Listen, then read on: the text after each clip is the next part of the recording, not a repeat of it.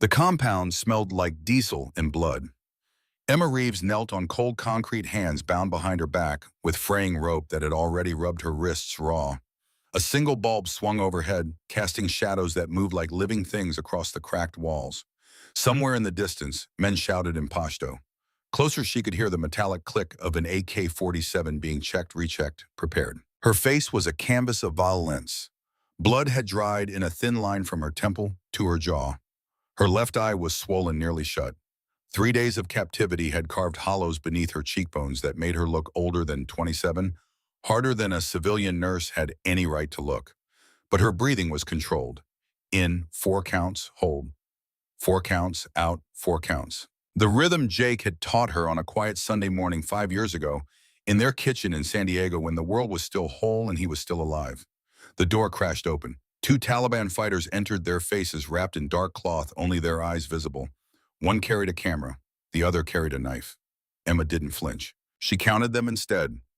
2 in the room, 4 in the hallway beyond, 6 total since the shift change an hour ago. 1 had a limp, 2 were left-handed. Details. Jake had told her once that details were the difference between dying fast and dying on your own terms. "Stand up," one of them said in accented English. Emma stood, slowly, not because she was weak, but because sudden movements in situations like this got you hurt faster. Another lesson. Another ghost of a memory from a man who'd spent 5 years preparing her for a moment he'd prayed would never come. The one with the camera positioned himself in the corner. The one with the knife stepped closer, so close she could smell the cigarette smoke clinging to his clothes. "You will make video," he said. "You will tell America to leave Afghanistan. You will cry. You will beg." Emma looked at him. Just looked. Her good eyes steady, unflinching. "Or," she asked quietly. The fighter's hand moved so fast she barely saw it. The slap cracked across her face like a gunshot, snapping her head to the side. Pain exploded through her already bruised jaw. She tasted copper, blood from a split lip. She turned back to face him. Still breathing? 4 counts in, 4 counts, hold, 4 counts out. "Make the video," he said again. "No." The word hung in the air like smoke. The fighter stared at her. In all his years taking hostages, Western aid, workers, journalists, soldiers, they all broke eventually. They all cried. They all begged. This small American woman with her split lip and swollen eye was looking at him like she was counting the seconds until he made a mistake. It unnerved him more than he wanted to admit. "You will die," he said. Emma's response was barely a whisper, but it carried the weight of absolute certainty. Not yet. The morning had started with children's laughter. Emma sat cross-legged in the dirt courtyard of a village 70 kilometers north of Kabul, surrounded by a dozen Afghan children who watched with wide eyes as she demonstrated how to properly wrap a bandage. The Doctors Without Borders clinic here was more tent than building, canvas walls that snapped in the wind's dust that got into everything, but it was home. Had been home for the past 4 months. She spoke in careful Dari, the language coming easier now after years of practice. A little girl, maybe 6 years old, giggled as Emma wrapped her doll's arm in gauze, making exaggerated faces of concentration that needed no translation. Dr. Philippe Moreau, the team leader, watched from the tent entrance. French 50-something, with the weathered face of a man who'd spent 20 years in war zones. "You're good with them," he said in English. Emma smiled but didn't look up from the doll's bandage. "Kids are easy, they don't care about politics." "Is that why you keep requesting the border villages? Because there are children?" Now she did look up. Philippe had kind eyes but sharp ones. He saw more than most people. "I go where I'm needed," Emma said simply. "Emma," Philippe crouched down beside her, his knees cracking. "You've been with us 18 months. Pakistan, Yemen, Syria before that. You volunteer for every dangerous posting. You never take leave. I've seen this before. People running from something." Emma tied off the doll's bandage and handed it back to the little girl, who clutched it like treasure and ran off squealing. "I'm not running," Emma said quietly. "I'm looking." "For what?" She stood brushing dust from her cargo pants. The wedding ring she still wore caught the sunlight. Simple gold band, no diamonds. Jake had proposed with it on a beach at sunset, dropping to one knee in the sand like something from a movie, and she'd said yes before he'd finished asking. That was 7 years ago. 3 years since the Marine Corps chaplain had appeared at her door with the words that shattered everything. "For ways to keep my promise," Emma said. Before Felipe could ask what that meant, one of the local staff members ran into the courtyard, face-pale, words tumbling out in rapid Dari. Emma caught enough to understand Taliban checkpoint. 2 kilometers south, stopping all vehicles. Philippe's expression hardened. We leave now. Load only essential supplies. The next 20 minutes were controlled chaos. Medical supplies packed into reinforced cases. Sensitive equipment stowed. The team moved with the practiced efficiency of people who'd evacuated under threat before. Emma worked alongside them, her movements calm, methodical. But inside, she was counting again. 2 vehicles, 7 people, 3 weapons between them, all licensed and registered for security personnel only. 2 routes out of the village. 1 paved road, 1 dirt track through the hills. The Taliban would expect the paved road. Philippe, Emma called. We should take the mountain route. Too slow, too dangerous. The main road has 3 perfect ambush points in the first 5 kilometers. The mountains have none. Philippe paused, medical kit in hand. How do you know the ambush points? Emma met his eyes. For a moment, she considered telling him the truth, that she'd walked every road within 100 kilometers, that she'd mapped them in her head the way Jake had taught her to map terrain, always thinking 3 moves ahead, always planning the escape route before entering the room. Instead, she said, lucky guess. They took the main road. The first shots came at kilometer marker 42. Emma saw the muzzle flash a split second before the windshield exploded. Training took over. She threw herself sideways down into the footwell, hands instinctively covering her head as glass rained down like deadly snow. The driver, a local security guard named Hamid, made a choking sound and slumped forward. The Land Cruiser swerved violently. More gunfire. The distinctive crack of AK-47s, at least 4 of them, maybe 5. The second vehicle behind them was already stopped, figures in dark clothing swarming around it. Emma's mind went ice cold and crystal clear. She counted to 3, then reached up and grabbed the steering wheel, yanking it hard to the right. The vehicle lurched off the road, bouncing over rocks, headed for a shallow ditch. Not ideal, but better than flipping or staying in the kill zone. The Land Cruiser hit the ditch and stopped hard. The impact threw Emma against the dashboard. Pain flared in her shoulder, her ribs, but she was moving before the dust settled muscle memory from drills she'd run 1,000 times in a California backyard with a patient man who'd believed preparation was love. She pulled Hamid back from the wheel. No pulse. 2 entry wounds, center mass. Dead before he knew what was happening. The back door was yanked open. Philippe stumbled out, a bloom of red spreading across his white shirt. He looked down at it with the distant surprise of a man in shock. Emma, he said, I think I've been shot.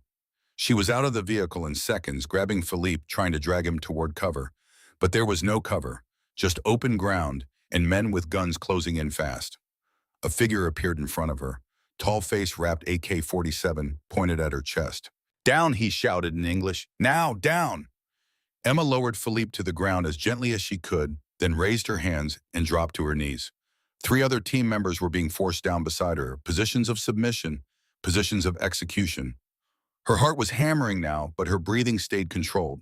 4 counts in, 4 counts hold, 4 counts out. Count the enemy, 7 visible, probably more in reserve. Note their weapons. 5 AK-47s, 2 pistols, 1 RPG launcher propped against a rock. Watch their movements. 2 are nervous, fingers too tight on triggers. 3 are calm, experienced. The leader is the one hanging back, observing. Details. Jake's voice in her head, clear as if he were standing beside her. If you're taken, don't fight the capture. Save your strength, observe everything, create opportunity. One of the Taliban fighters walked down the line of kneeling hostages. He stopped in front of Philippe, who was still clutching his bleeding stomach, and shot him in the head. The sound was impossibly loud. The finality of it, absolute. Emma's eyes closed for half a second. When they opened, they were dry. Grief was a luxury she couldn't afford. Not yet.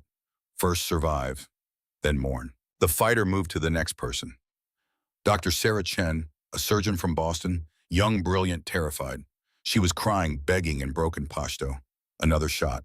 He moved to the next, and the next. When he reached Emma, he paused. She looked up at Tom, and for reasons she would never fully understand, she didn't look away. Didn't close her eyes, just met his gaze with the flat, emotionless stare of someone who'd already decided how this was going to go. The fighter tilted his head, studying her. Then he lowered his weapon and barked something in Pashto to the others.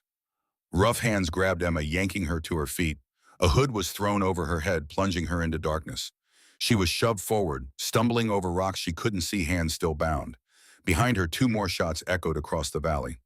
Then silence. Emma was alone with her captors now, alone with the darkness and the smell of the hood and the knowledge that everyone she'd worked with for 4 months was dead on a roadside in Afghanistan.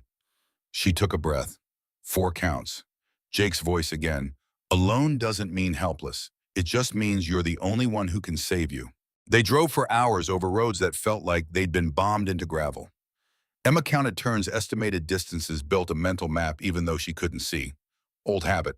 Jake had made it a game once, blindfolding her in the car and having her navigate by feel and sound alone. Situational awareness doesn't stop when you can't see, he'd said. Sometimes it starts there. When they finally stopped and pulled her from the vehicle, the hood came off, and Emma found herself staring at a compound that looked like a dozen others she'd seen across Afghanistan. High walls, rusted metal gate, buildings that were more concrete bunker than house.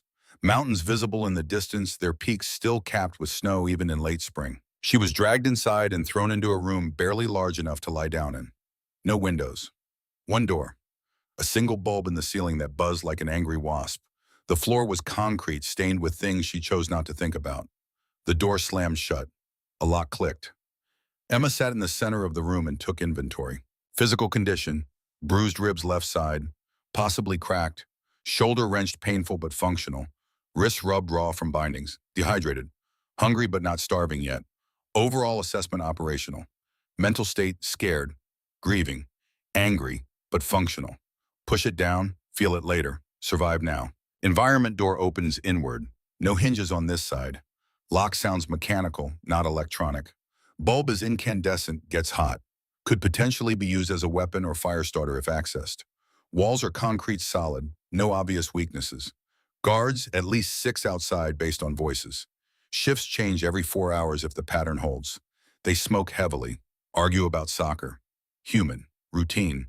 Routine means predictable. Predictable means exploitable. She pulled her knees to her chest and rested her forehead against them just for a moment. Just long enough to feel the weight of what had happened. Philippe was dead. Sarah was dead. All of them dead, and she was here alive because some Taliban fighter had looked at her and decided she was worth more breathing than bleeding out on a road. Worth more for what? Ransom propaganda. A bargaining chip in some negotiations she'd never understand. It didn't matter. What mattered was the next hour, the next day, the next opportunity. Emma lifted her head and looked at the door. "I'm coming home, Jake," she whispered to the empty room. "I promised you I would. I'm keeping that promise." The door opened 6 hours later. 2 fighters entered, one carrying a bottle of water, the other a piece of flatbread. They shoved both at her without speaking, then left. The entire interaction took 15 seconds. Emma drank half the water immediately. Dehydration would kill her faster than hunger. She ate the bread slowly, making it last, counting each bite. 23 pieces. She'd make them last as long as possible. On the second day, they brought a man to question her. He was older than the others, maybe 50, with a scar that ran from his left eye to his jaw. He spoke English with a British accent, educated, dangerous in a way that had nothing to do with weapons. "What is your name?" he asked.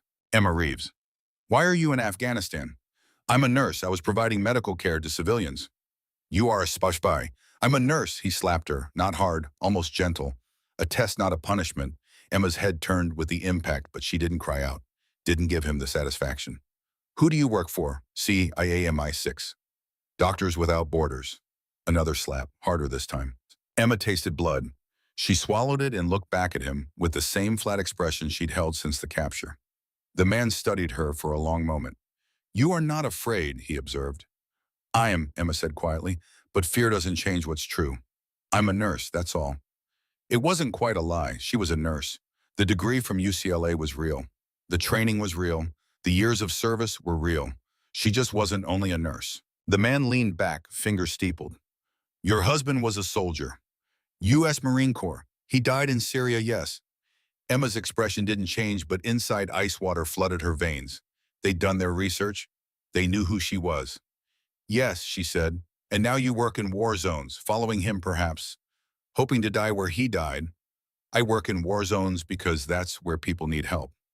"Or because you wish to join him?" Emma met his eyes. "If I wanted to die, I would have done it 3 years ago. I'm here because people are suffering, that's all." The man stood. "We will see. The next days will tell us what you truly are." He left. The door locked. Emma was alone again. She waited 5 minutes listening to the footsteps fade, then moved to the corner of the room where the light was dimmest and began working on her bindings. Jake had taught her this on a lazy Saturday afternoon using zip ties and rope, making it a game. Wrists together, thumbs up, create space when they tie you. Then when you're alone, use friction pressure points, patience. It took her 40 minutes to work the rope loose enough to slip one hand free. Her wrists were bleeding by the time she finished, but she was free. She could have run then, could have tried the door, tried to fight her way out. But that wasn't the play. Not yet. Too many guards. Too much unknown. Instead, she retied the rope exactly as it had been, loose enough to slip free when needed, tight enough to pass inspection if someone checked. Then she lay down on the cold concrete and closed her eyes. In her mind, she could see Jake clearly. The way he'd looked that last morning before deployment, standing in their kitchen in his uniform, dog tags around his neck, catching the early light. Come home safe, she'd told him. Always, he'd promised. But he hadn't. And now she was here, in a concrete room in Afghanistan, playing a game he'd taught her using skills he'd given her, surviving, because he'd loved her enough to prepare her for the worst. I miss you, she whispered to the darkness. But I'm not done yet. You taught me too well for that. Somewhere outside, a guard laughed at something. Radio static crackled. Night settled over the compound like a shroud. Emma Reeves closed her eyes and began planning her survival, 1 hour at a time, one breath at a time. Just like Jake had taught her. 6,000 miles away in a windowless briefing room at Bagram Airfield, Lieutenant Commander Garrett Donovan was learning that the past never stayed buried. The room smelled like burnt coffee and the particular kind of exhaustion that came from too many operations run on too little sleep. Garrett sat at a metal table, his SEAL Team 3 gathered around him. 8 men, 8 warriors, 8 brothers who'd followed him through hell more times than any of them wanted to count. Garrett himself was 39 years old, though the lines around his eyes made him look older. Montana born and raised, the son of a logger and a school teacher, he'd joined the Navy at 18, with the kind of quiet determination that didn't need to announce itself. 16 years later, he was one of the most respected team leaders in naval special warfare. He was also a man who carried ghosts. The briefing officer, a CIA analyst named Hendricks, clicked through slides on a laptop. The first image showed a woman's face. Professional photo, probably from an NGO database. Blonde hair pulled back in a practical ponytail. Blue eyes that were kind, but somehow guarded. A small smile that didn't quite reach those eyes.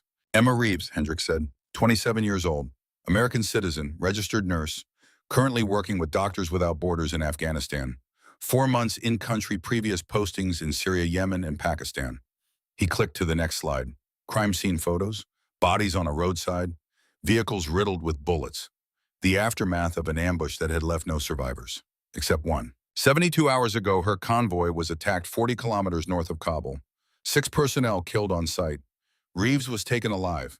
We've received preliminary ransom demands from a Taliban cell operating in the region. Standard hostage situation. Garrett stared at the photo of Emma Reeves and felt his chest tighten. Reeves, that name.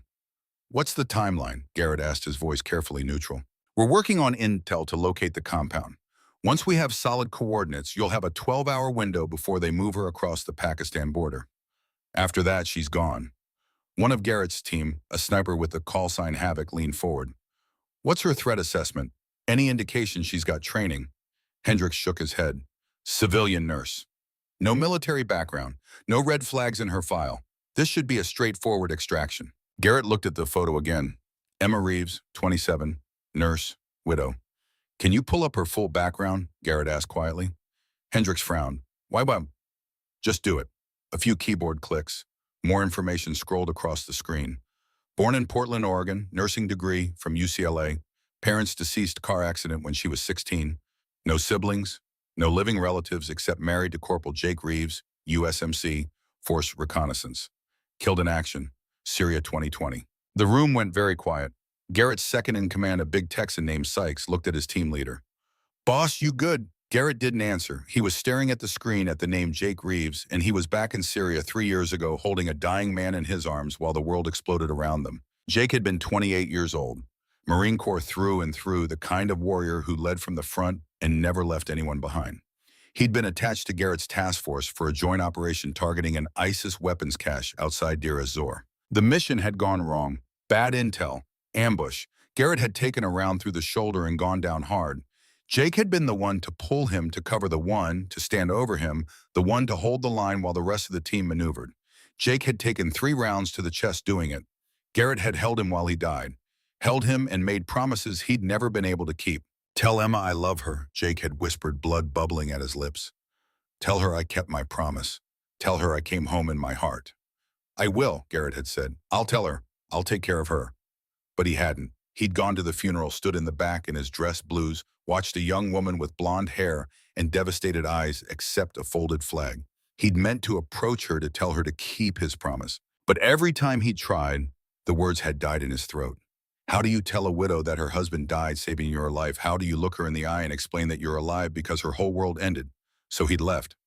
Coward's way out. He'd left and he'd tried to forget. But he hadn't forgotten.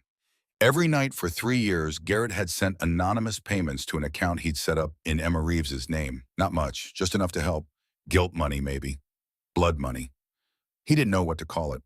He just knew he owed Jake Reeves everything and he'd failed to pay that debt. Until now. Commander Hendricks was watching him with concern. "Are you familiar with the hostage?" Garrett's jaw tightened. "I knew her husband." The room's energy shifted. Every man on the team knew what that meant. This wasn't just another mission. This was personal. Havoc spoke carefully. "Boss, if you need to sit this one out." "No," Garrett's voice was flat final. "We're going to get her out. We're going to bring her home. That's not a debate." He stood the metal chair, scraping against the concrete floor. "Hendricks, I want every piece of intel you can get me. Satellite imagery, human SIGINT, everything. I want to know where she is, how many hostiles are guarding her, and every possible entry and exit point. I want it yesterday." "Commander, we're working as fast as—" "Then work faster." Garrett leaned forward, palms flat on the table. "Jake Reeves was one of the best men I ever served with. He died saving my life. I owe him a debt I can never repay. But I can damn sure save his wife. So get me what I need or get out of my way." Hendricks nodded slowly. "Understood. We'll have prelim coordinates in 6 hours. Make it 3. After the analyst left, the team sat in heavy silence. Finally, Sykes spoke. "Jake Reeves, Force Recon. I remember hearing about that op. Purple Heart, Bronze Star, one of the good ones." "The best," Garrett said quietly. Havoc pulled up Emma's photo again, studying it. "She works in war zones. Syria, Yemen, Afghanistan. That's a pattern." "Grief," another team member suggested. "Trying to die where he died, maybe." Garrett shook his head. "Jake wouldn't have married someone with a death wish. There's something else." He zoomed in on the photo, looking at Emma's eyes. There was sadness there, yes, loss, but also something else. A hardness, a awareness. The look of someone who'd seen things, someone who'd prepared. "Pull her full work history," Garrett said. "I want to know every place she's been since Jake died." It took 20 minutes. When the data came back, Garrett's instincts proved right. Emma Reeves had spent 3 years working in some of the most dangerous conflict zones on Earth. She'd volunteered for every high-risk posting, never took leave, never stayed in safe areas. But she'd also never been hurt, never been attacked, never even been robbed. In 3 years of working in war zones, she'd come through without a scratch. Until now. "That's not luck," Havoc said, reading over Garrett's shoulder. "That's skill." Garrett leaned back, pieces clicking together. Jake had been Force Recon, elite, trained in survival, evasion, resistance, escape. The kind of man who'd seen the worst humanity had to offer and learned to navigate it. What if he'd taught his wife? What if loving her had meant preparing her? "She's not helpless," Garrett said slowly. "Jake trained her. I'd bet my life on it." Sykes frowned. "You think a civilian nurse knows SERE? I think Jake Reeves loved his wife enough to make sure she could survive if he didn't come home. I think we're not extracting a helpless hostage. We're extracting someone who's already fighting." He stood, decision made. "Gear up, full loadout. We're going to get her, and we're going to do it right. For Jake." The team dispersed, each man heading to prep their equipment with the focused intensity of warriors who knew what was at stake. Garrett stayed behind alone with the photo of Emma Reeves on the screen. "I'm coming," he said quietly to the image. "I should have come 3 years ago. Should have kept my promise then. But I'm coming now, hold on. Just hold on." He pulled Jake's dog tags from inside his shirt. He'd worn them every day since Syria. Worn them and felt the weight of failure every time the metal touched his skin. "I'm going to bring her home, brother," Garrett whispered. "I swear it. This time I keep my promise." The dog tag swung slightly in the fluorescent light. Outside, the sound of helicopters warming up echoed across the airfield. The mission was on. Emma's fingers were bleeding. She'd spent the last hour working a small piece of metal, a strip from the frame of her cot, back and forth against the concrete wall. Friction, patience, the endless repetition of someone who understood that freedom was earned in millimeters. She was sharpening it, making a tool, making a weapon. Jake's voice in her head. Weapons aren't just guns and knives. A weapon is anything that gives you advantage. A pen, a belt, a piece of metal. Your mind is the real weapon. Everything else is just a tool. The metal was getting sharper, not knife sharp, but enough to cut rope, enough to cut skin if necessary. She hid it in the waistband of her pants when footsteps approached. The door opened. The same older man from before, the one with the scar and the British accent. His name she'd learned from listening to the guards was Rashid Khan. Former Mujahideen, educated in London in the 90s, radicalized after losing family to a U.S. drone strike. Smart, dangerous, a true believer. "Stand up," he said. Emma stood, slowly, no sudden movements. Rashid studied her face. The swelling had gone down some, but the bruises had bloomed into spectacular shades of purple and yellow. She looked like she'd been through hell. She felt like it too. "I have been thinking about you," Rashid said, "about why you do not break. I have taken many hostages. Soldiers, journalists, aid workers. They all break eventually. They cry. They beg. They offer anything to make the pain stop." He walked in a slow circle around her. "But you do not cry. You do not beg. When I hit you, you look at me as if you are counting seconds until I make a mistake. This is not normal for a nurse." Emma said nothing. "Your husband was a soldier," Rashid continued. "Force reconnaissance, elite Marines. He died in Syria. I did research. He was very good at killing." Still, Emma said nothing. "Did he teach you things, I wonder? Before he died, did he prepare you?" Now Emma met his eyes. "He taught me to save lives. That's what I do. But saving lives requires surviving long enough to do so, yes. And survival requires skills. Combat breathing, situational awareness, resistance to interrogation." He smiled, cold and knowing. "These are not nursing skills, Mrs. Reeves." Emma's heart was pounding, but she kept her face blank. He was fishing, testing, trying to provoke a reaction. "Don't give him one." "I loved my husband," she said quietly. "He worried about me. He taught me to be careful, that's all." "Careful." Rashid tasted the word. "Yes, you are very careful. Too careful for a simple nurse." He pulled something from his pocket. A knife. 8-inch blade, well-maintained, deadly. Emma's muscles tensed despite herself. Rashid saw it, smiled. "There," he said. "That is not fear. That is assessment. You are calculating. Distance to the knife, distance to the door, number of guards, probability of success." He was right. She had calculated. 15 feet to the knife, 20 to the door, 4 guards outside. Probability of successful escape less than 2%. Not yet. "I'm scared," Emma said. It wasn't a lie. "You're holding a knife. Anyone would be scared." "Scared, yes, but not panicked, not begging, not offering me anything to make it stop." Rashid crouched down so they were eye level. "You are waiting, biding your time, creating opportunity." He stood abruptly and walked to the door. "Tomorrow we move you to Pakistan. There my associates will not be as patient as I am. They will break you, and when you break, we will learn what you truly are." The door slammed, the lock clicked. Emma waited 30 seconds, then allowed herself to shake. He knew, maybe not all of it, but enough.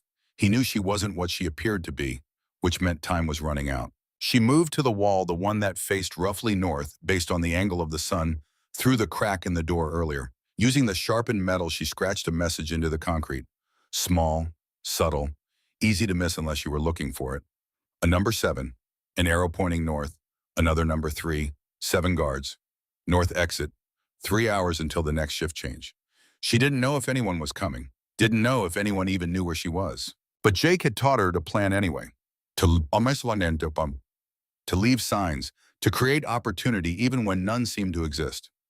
"Hope is good," he'd said once, "but don't rely on hope, rely on preparation.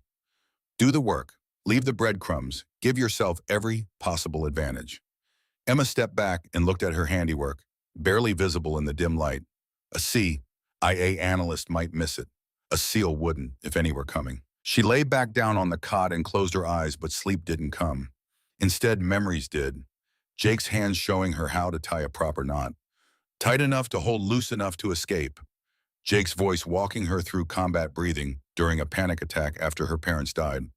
4 and 4 hold 4 out. Your breath is the one thing they can never take from you. Jake's arms around her the night before his last deployment. If something happens to me, you don't give up. You don't quit. You survive. You live. You keep going. Promise me. I promise. Emma opened her eyes in the darkness. I'm keeping my promise, Jake, she whispered. I'm still here. Still fighting. Still trying to come home. Somewhere outside, a guard coughed. Radio static crackled. The compound settled into the rhythms of night. Emma Reeves stared at the ceiling and counted the hours until they moved her. 3 hours, 180 minutes, 10,800 seconds. Each one a chance. Each one a heartbeat. Each one a prayer that someone somewhere was coming. The satellite image came through at 0347 hours. Garrett stood in the operations center, eyes locked on the screen as the analyst highlighted a compound in the mountains 60 kilometers north of Kabul. Infrared showed heat signatures. 7 distinct sources. 6 moving in patrol patterns. 1 stationary in a small structure on the eastern side. That's her, Hendricks said, tapping the stationary signature. Hasn't moved in 4 hours. Consistent with a prisoner in a holding cell. Garrett leaned closer, memorizing every detail. The compound sat in a valley surrounded by steep ridges. Single access road from the south. Natural choke points on 3 sides. Defensible position. Smart placement. Guards rotate every 4 hours, Hendricks continued. We've been watching for the last 12. Pattern is consistent. Professional but not military grade. Taliban local cell best estimate 15 to 20 fighters total, but only 6 to 8 on duty at any given time. Havoc studied the terrain map. Approach from the north ridge. It's steep, but it gives us high ground and cover until we're within 400 meters. Air support? Sykes asked. Negative, Hendricks said. Too close to the Pakistan border. Politically sensitive. You're going in quiet. Extract only. No engagement unless absolutely necessary. Garrett's jaw tightened. If they're moving her to Pakistan tomorrow, we have maybe 18 hours. 16, Hendricks corrected. They'll move at first light to avoid coalition air patrols. That puts your window between now and 0600 local time. Garrett checked his watch, 0350. That gave them 14 hours to plan stage insert and execute. Tight, but doable. I want continuous surveillance on that compound, Garrett said. Any change in pattern, any vehicle movement, I want to know immediately. He turned to his team, all of them gathered around the tactical display. 8 men who'd followed him through every hellhole the war on terror had produced. 8 brothers who never questioned, never hesitated, never left anyone behind. Gentlemen, Garrett said quietly, 3 years ago I lost a brother in Syria. Jake Reeves, Force Recon, best damn Marine I ever worked with. He took 3 rounds meant for me, died in my arms, made me promise to take care of his wife. He paused, the weight of that failure heavy in his chest. I didn't keep that promise. I walked away because I was too much of a coward to face her. To tell her that her husband died so I could live, but she's in that compound right now and I have a chance to make it right, to bring her home. No one spoke. They didn't need to. The message was clear. This is a voluntary op, Garrett continued. I won't order any of you to risk your lives for my guilt, but I'm going in, with you or without you. I owe Jake that much. Sykes was the first to speak. Brother, if you're going, we're going. No debate. Havoc nodded. SEAL team doesn't leave people behind, especially not family. One by one, the rest of the team voiced their commitment, not because they were ordered, because that's what brothers did. Garrett felt something loosen in his chest, not redemption, not yet, but maybe the first step toward it. Then let's get to work, he said. We've got 14 hours to plan this perfectly, because we only get one chance. While Garrett and his team planned, Emma was drowning in the past. The guards had brought her water and stale bread an hour ago, and she'd forced herself to eat despite the nausea that came with knowing what tomorrow meant. Pakistan, new handlers, people who wouldn't be as patient as Rashid, who wouldn't be interested in figuring out what she was. They'd just break her and be done with it. She had to move tonight, had to create an opportunity before they transported her. But for now, in the deepest part of night, when the guards were tired and the compound was quiet, and Emma let herself remember. Not the pain, not the loss, but the good parts, the parts that made survival worthwhile. She closed her eyes and she was back in California in the little house they'd rented in Oceanside, close enough to Camp Pendleton that Jake could be home most nights when he wasn't deployed. It was a Sunday morning. She could feel the sunshine coming through the bedroom window warm on her face, could smell the coffee Jake was making in the kitchen, could hear him humming off-key to some country song on the radio. She'd padded out in one of his old Marine Corps t-shirts that hung to her knees, and he'd turned from the stove with a smile that still made her heart skip. "Morning, beautiful," he'd said. "You're making pancakes again." "I make excellent pancakes." "You make burned pancakes." "Burned with love." He'd pulled her close, kissed her forehead. "Can't burn love." She'd laughed against his chest, and for that moment the world had been perfect. Later that same day, after the burned pancakes had been eaten and the dishes washed, Jake had brought out the rope. "What's that for?" Emma had asked, suspicious. "Skill building." "Jake, we talked about this. I'm not doing any more of your crazy survival training." "It's not crazy. It's practical." He'd sat down on the couch, rope in hand. "Come here." She'd resisted. "No. Emma, please." The please had done it. Jake rarely said please. When he did, it meant something. She'd sat down and he'd shown her his hands, wrists together, thumbs up. "When someone ties your wrists, you do it like this. Thumbs up creates space. Tension in your forearms creates more space. When they're done and they walk away, you relax and suddenly the rope is looser." "Why would anyone tie my wrist?" Jake had looked at her, then really looked at her, and she'd seen something in his eyes that scared her. Knowledge, experience. The darkness that came from knowing exactly how bad the world could be. "Because bad things happen to good people," he'd said quietly. "And I deploy to bad places where bad people do bad things. And if something ever happened to me, if I didn't come back, I need to know you could survive. That you could get away. That you could come home. Nothing's going to happen to you. Promise me you'll learn this, please." So she'd learned. Spent that entire Sunday afternoon learning to escape from rope, from zip ties, from duct tape. Jake had been patient, methodical, treating it like the most important mission he'd ever planned. Because it was. She understood that now. That night, lying in bed, she'd asked him the question that had been bothering her all day. "Do you think something's going to happen on your next deployment?" Jake had pulled her close. "I think the world is dangerous. I think my job is dangerous. I think I love you more than anything, and love means preparing for the worst while hoping for the best. I don't want to think about the worst." "Neither do I, but we don't get to choose what happens to us, Emma. We only get to choose how ready we are when it does." He'd kissed her then, soft and gentle. "I'm going to do everything I can to come home to you. Everything. But if I can't, I need to know you'll be okay. That you'll survive. That you'll live the life we planned, even if I'm not there to live it with you." She'd cried then, cried and held him, and made him promise he'd be careful, he'd come home, he'd keep himself safe. And he'd promised. Because that's what you did when you love someone. You promised things you couldn't guarantee, and you hoped like hell you could keep them. 4 months later, Jake deployed to Syria. 6 weeks after that, he died saving Garrett Donovan's life. And Emma had kept her promise. She'd survived. She'd lived. She'd used every skill he'd taught her, but she'd never really come home. How could she? Home was wherever Jake was, and Jake was in a box in Arlington National Cemetery. Emma opened her eyes in the darkness of the cell. No, that wasn't true. Home wasn't a place. Home was a promise. A promise to keep living, keep fighting, keep honoring the man who'd loved her enough to prepare her for this exact moment.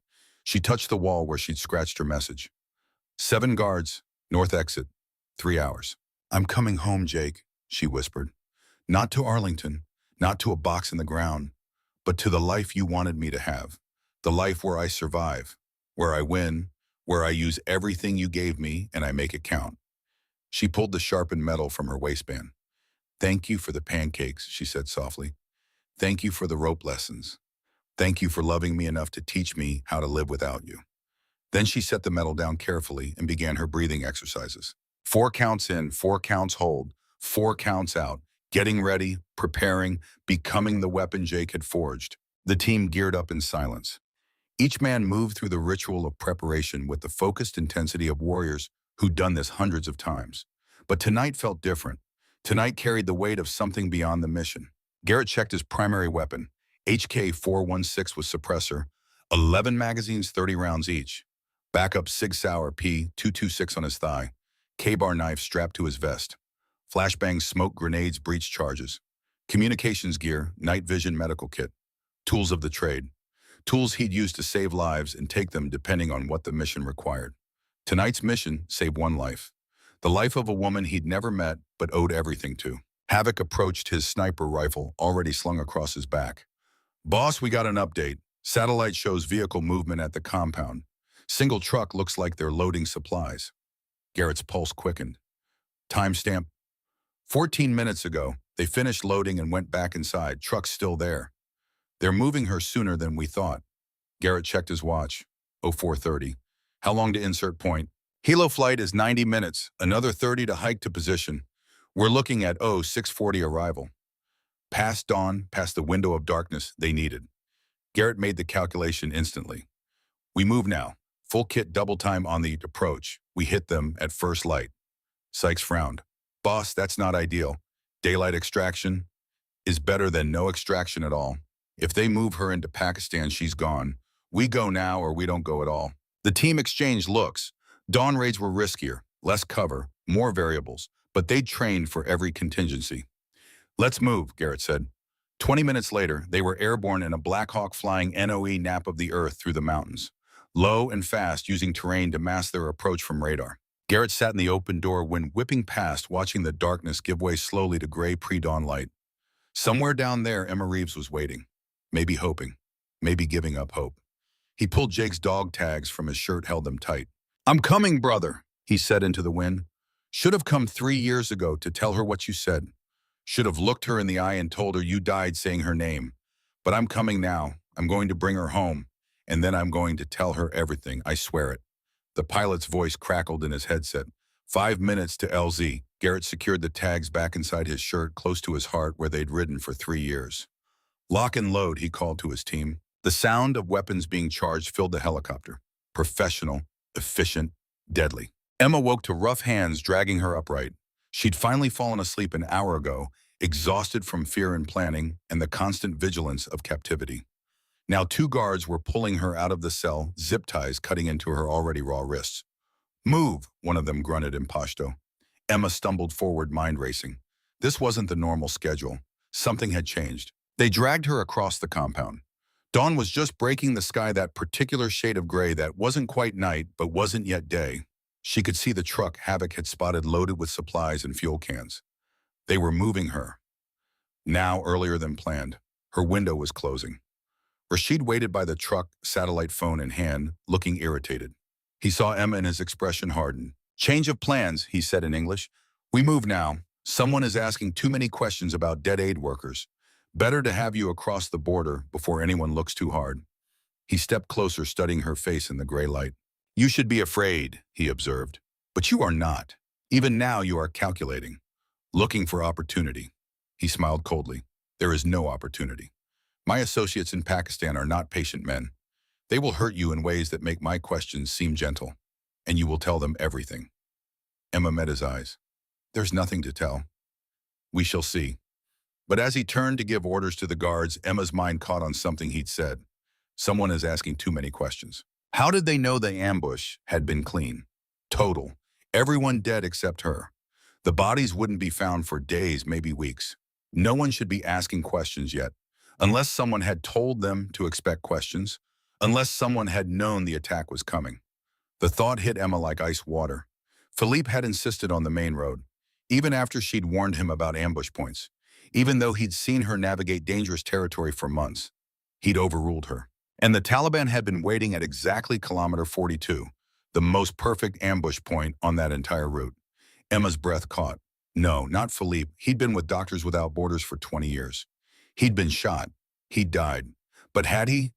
She'd seen the blood, seen him fall.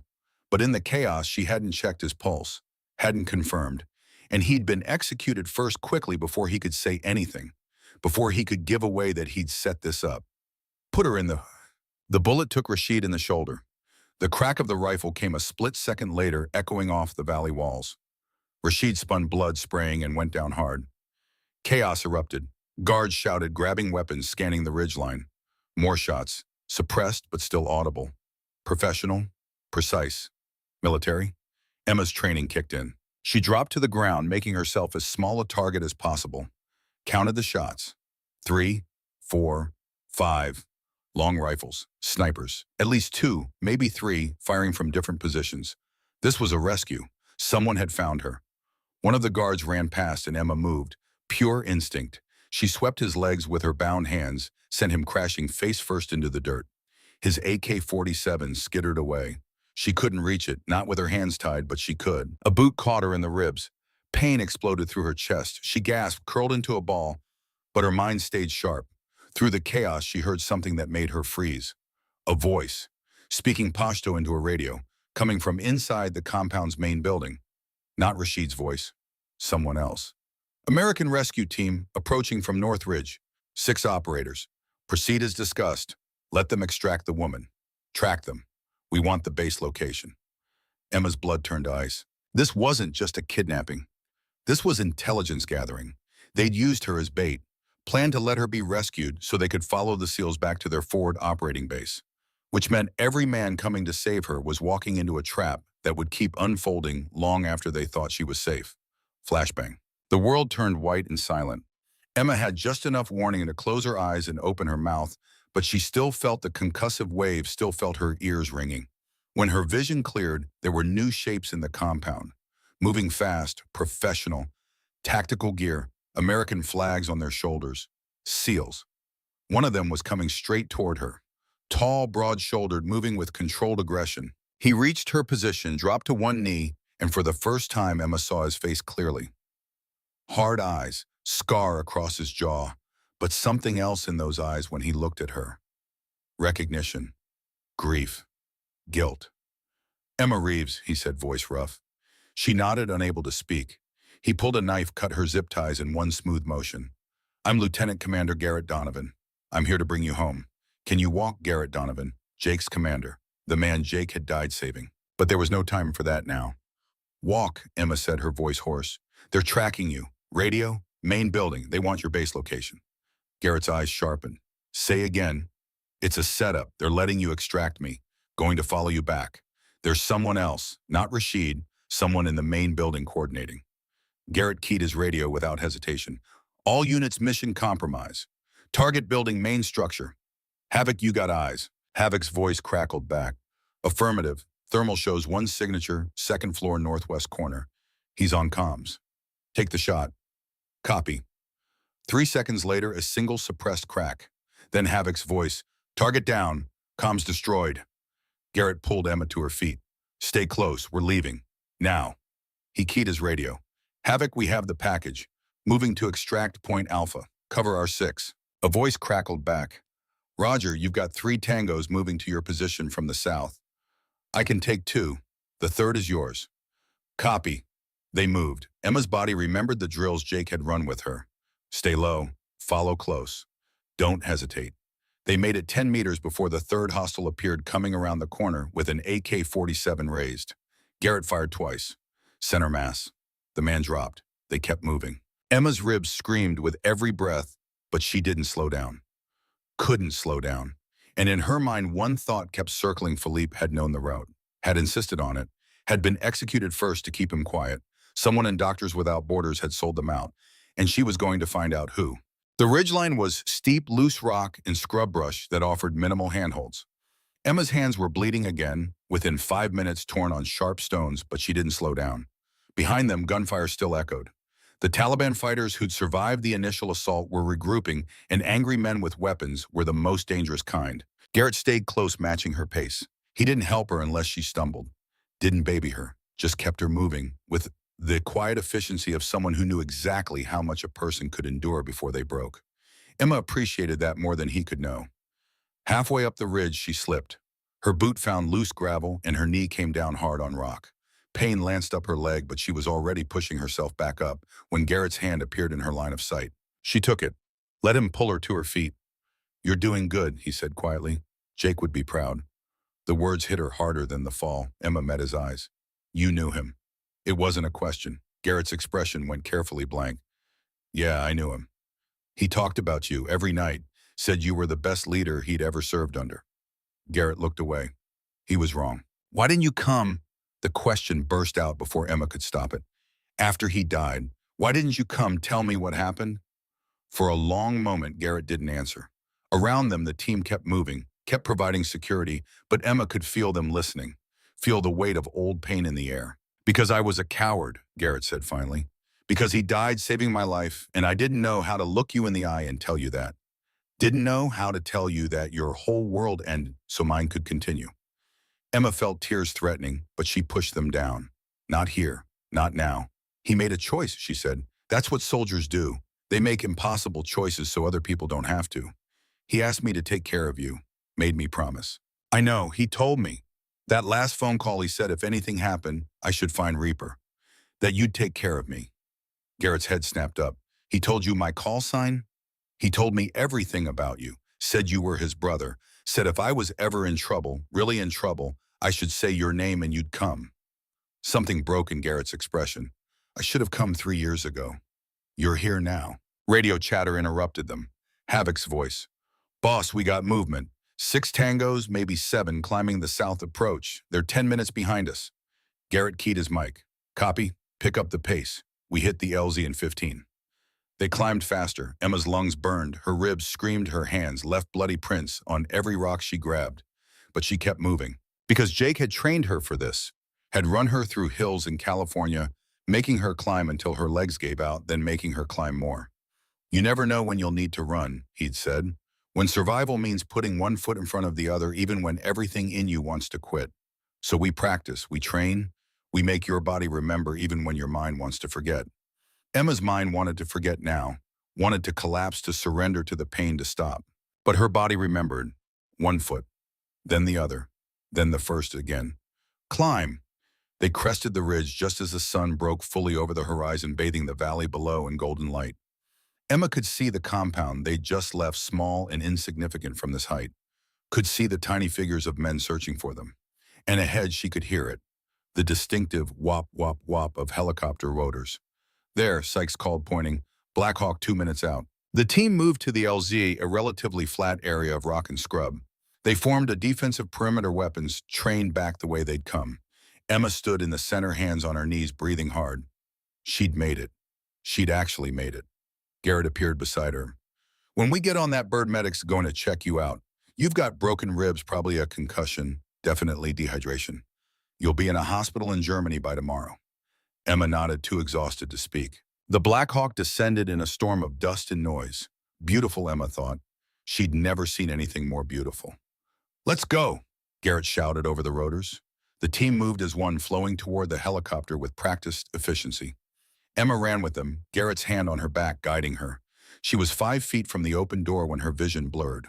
Not from tears, from exhaustion, from 3 days of captivity and violence, and fear finally catching up to her body. Her legs gave out. Garrett caught her before she hit the ground, his arms strong and sure. I got you, he said. You're safe, you made it. Emma tried to respond, but the world was tilting, fading, turning gray at the edges. The last thing she saw was Garrett's face looking down at her with an expression of fierce protectiveness. The last thing she felt was being lifted, carried, held. The last thing she managed to whisper before darkness took her completely was a single word. Reaper. Then nothing. The word stopped Garrett in his tracks. He stood there, Emma unconscious in his arms, the Black Hawk's rotors screaming overhead, his team shouting at him to move, and he couldn't move. She'd said his call sign, just like Jake had told her to. Havoc grabbed his arm. Boss, we need to go. Garrett snapped back to reality. He ran the last 5 feet to the helicopter, lifting Emma's limp body through the door. The team medic, a quiet Californian they called Doc, was already moving, pulling out medical gear. Lay her flat, Doc shouted. What's her status? Broken ribs, possible concussion, dehydration, Garrett called back. She's been in captivity for 3 days. Torture, minimal food and water. Doc's hands moved with practiced efficiency, checking vitals, starting an IV line, assessing injuries. The rest of the team piled into the Black Hawk. Sykes was last, firing a few suppressive shots back at the Taliban fighters who'd finally reached the ridge.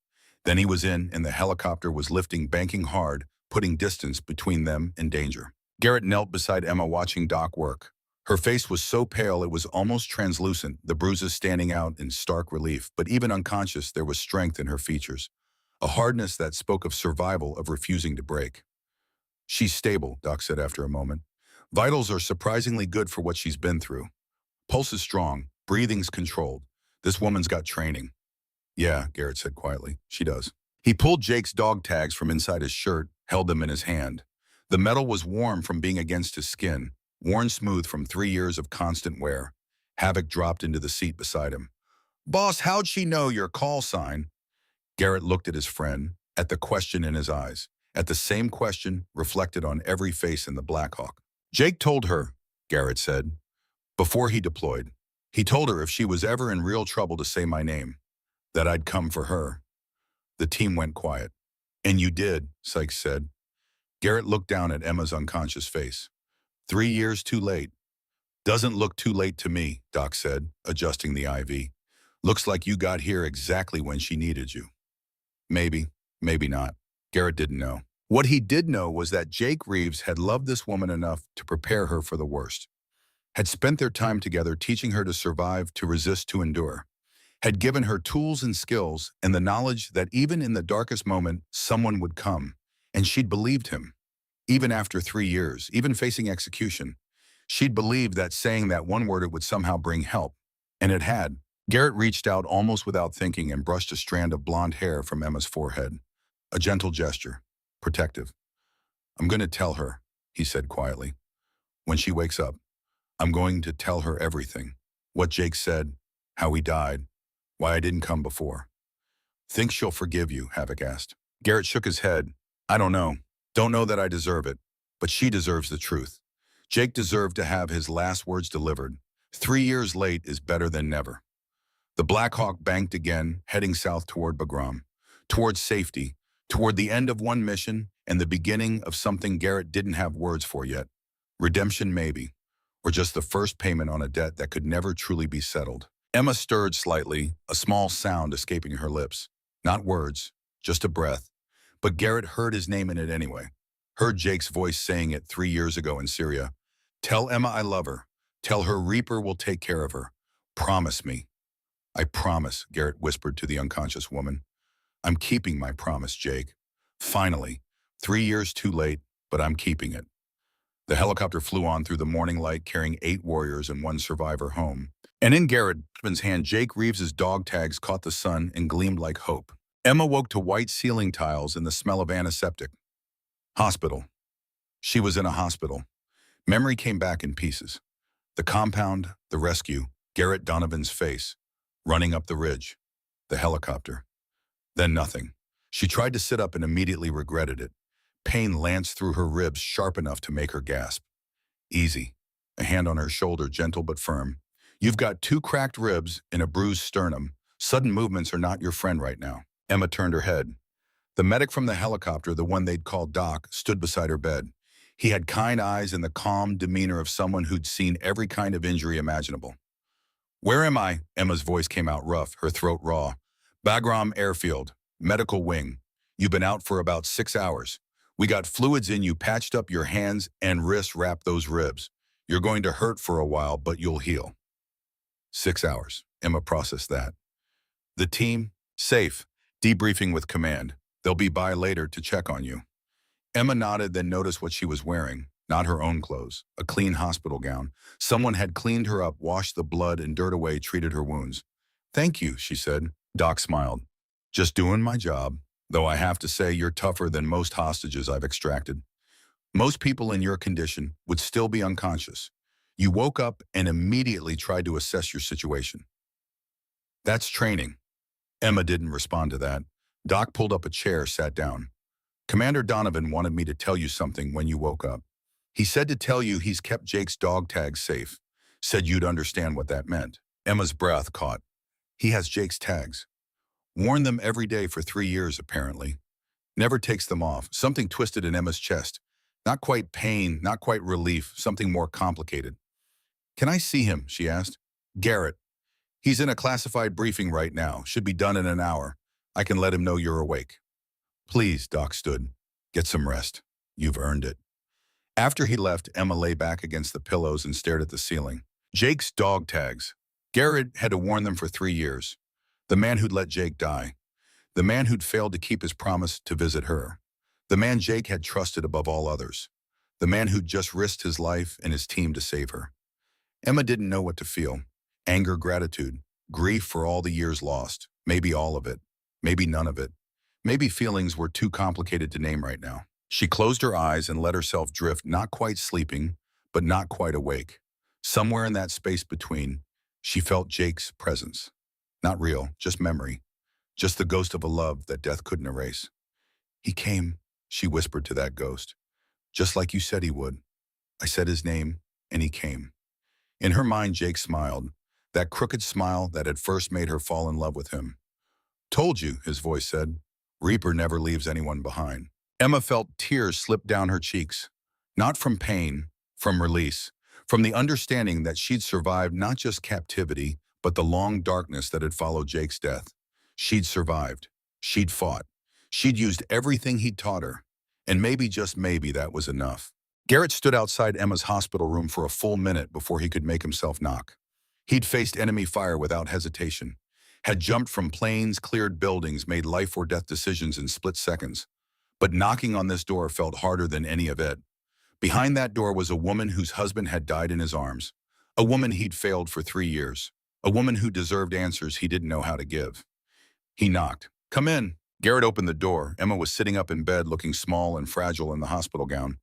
But her eyes were clear, alert, strong. Commander Donovan, she said, just Garrett, please. He approached the bed slowly, like approaching a wounded animal, pulled up the chair Doc had left, sat down. For a long moment, neither of them spoke. Finally, Emma broke the silence. Thank you for coming for me. You don't need to thank me. I should have come 3 years ago. Jake's funeral. Yeah, Emma studied his face. I saw you, at the back, in your dress blues. I wondered why you didn't come talk to me. Garrett's throat tightened. Because I was a coward. Because Jake died saving my life, and I didn't know how to tell you that. Didn't know how to look you in the eye and admit that your husband was dead because of me. It wasn't because of you. It was because of the mission. Because of bad intel. Because of 1,000 variables no one could control. He died covering my position. I took a round through the shoulder, went down. Jake pulled me to cover and held the line. Took 3 rounds to the chest doing it. If he hadn't, I'd be the one in the ground. Emma's eyes glistened, but she didn't look away. What did he say? At the end, this was it. The moment Garrett had been avoiding for 3 years.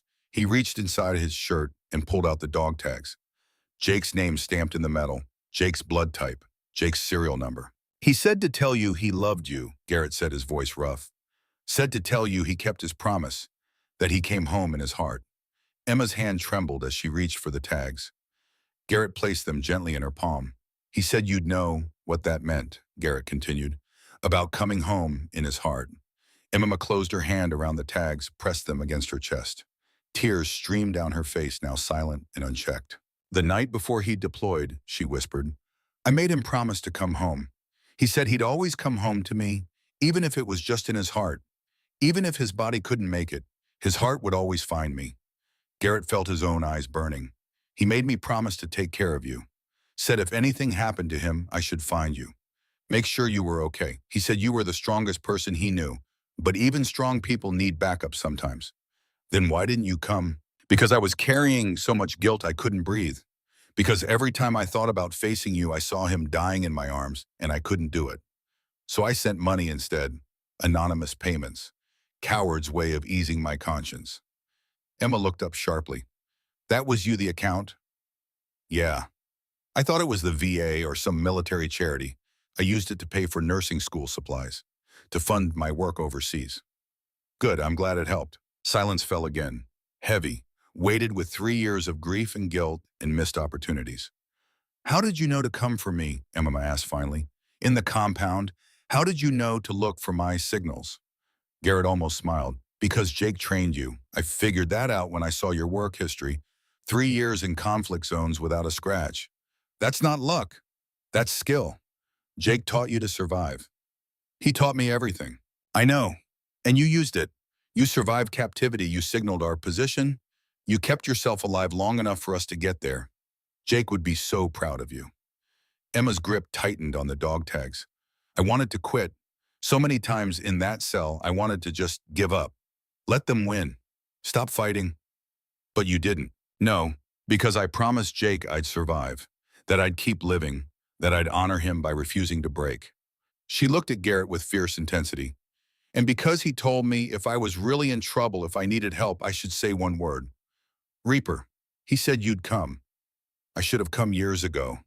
You came when I needed you. That's what matters. Garrett shook his head. I don't deserve your forgiveness. Maybe not, but you have it anyway, because Jake loved you. because you kept his tags safe, because you risked everything to save me. Emma leaned forward, wincing at the pain in her ribs. And because holding on to anger won't bring him back, I learned that the hard way. Garrett looked at this remarkable woman, this survivor, and felt something shift in his chest. Not quite redemption, not quite forgiveness, but maybe the beginning of both. What happens now, he asked. For you. Emma was quiet for a moment.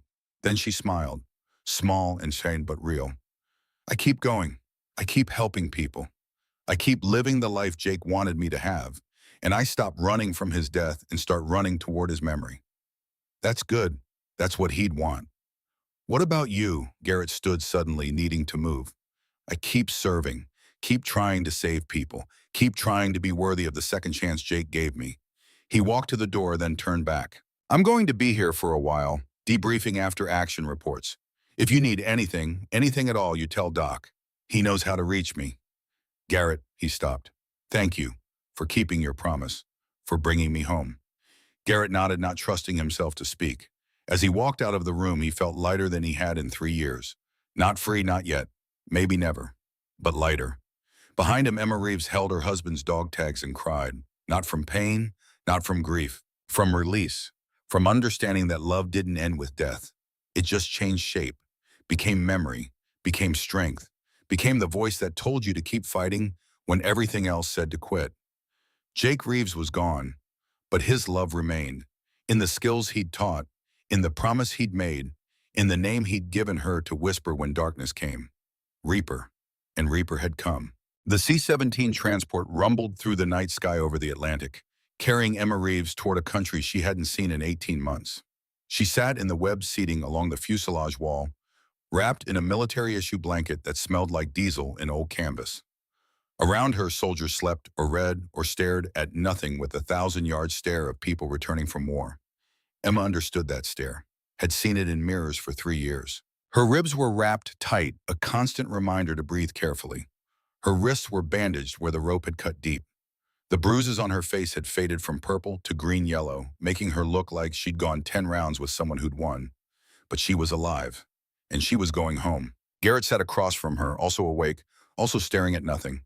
He'd been released from debriefing 2 days ago, but he'd stayed at Bagram until Emma was cleared to travel. Stayed and visited her hospital room twice a day, never saying much, just checking that she was okay. She appreciated that more than words could express. Now they were on the same transport headed to the same destination. Different reasons, same direction. Can't sleep, Garrett asked, his voice low enough not to disturb the others. Too much in my head. Yeah, I know that feeling. Emma pulled the blanket tighter. Where are you headed after we land? Virginia Beach. That's where my team is based. You? I don't know. I don't really have a home anymore. She said it matter-of-factly without self-pity. Just truth. Sold the house in Oceanside after Jake died. Couldn't stand being there without him. Put everything in storage and started traveling. Where's the storage unit? San Diego. Garrett nodded slowly. That's West Coast, long way from Arlington. Arlington, where Jake was buried. Emma hadn't been back since the funeral. Couldn't bring herself to stand over a grave and talk to a piece of stone when Jake's voice was so clear in her head anyway. But maybe it was time. I should go, she said quietly, to see him, to tell him I made it home. I could go with you, if you want, or not, whatever you need. Emma looked at him, really looked at him. This man who carried so much guilt for something that wasn't his fault. This man who'd worn her husband's dog tags for 3 years like penance. This man who'd risked everything to save her. I'd like that, she said, having you there. Something shifted in Garrett's expression. Relief maybe, or gratitude. Okay, he said, then that's what we'll do. The plane droned on through the darkness. Emma closed her eyes, not sleeping, just resting, letting the sound of the engines wash over her like white noise. In her pocket, she carried Jake's dog tags. Garrett had insisted she keep them, said they belonged to her, not him, said carrying them had been his burden, but giving them back was his redemption. She'd cried when he'd said that, cried and told him Jake would have forgiven him years ago, that the only person who hadn't forgiven Garrett was Garrett himself. Maybe, he'd said, but I need to earn it anyway. Now, thousands of feet above the ocean, Emma wrapped her fingers around the metal tags and felt their weight.